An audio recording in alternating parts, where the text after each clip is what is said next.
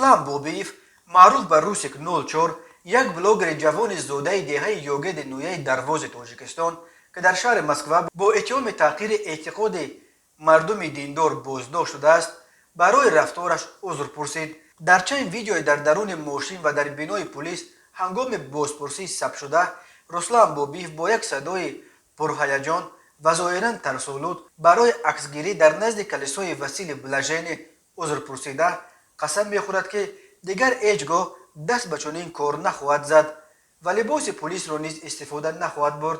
در عکس جنجالی که بوبیف و یک دختر علاقه جنسی دهانی را در نزد کلیسا وانمود میکردند آن دختر در تن لباس پلیس را پوشیده بود. معلوم نیست که این عذرخواهی رسلان بوبیف در چه شرایطی ثبت شدند ولی در ویدیوها بلوگر جوان حتی قسم میخورد که دیگر پایش را به طرف روسیه نخواهد ماند.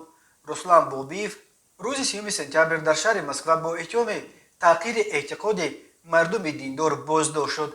او روز 29 سپتامبر در صحیفه‌هایش در چند شبکه اجتماعی یک سلسله عکس‌هایش با یک دختر قیافه‌اش سلاویانی را که در پس منظرشان کلیسای وسیل بلژن در میدان سرخ در مرکز مسکو می نماید نشر کرد. در بین این عکس‌ها در عموم قابل قبول یک عکس بی‌ادبانه هم بود که موج واکنش‌های منفی و دعوت‌ها از مقامات روسیه برای بازداشت و مجازات این بلوگر را به بار آورد. در این عکس بلوگر تاجیک و دختری که در تن لباس پلیس داشت در پس منظر کلیسا صحنه علاقه جنسی را وانمود می‌کنند.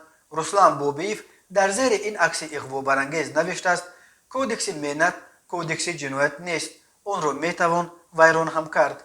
بر رسلان بوبیف بر اساس ماده 148 کودکس جنایتی روسیه برای تحقیر دینداران جریمه یا کارهای اصلاحی و حتی 3 سال حکم زندان تهدید میکند ولی مطبوعات روسیه می نویسند که او را میتوانند عمرباد دپارتاسیون کنند.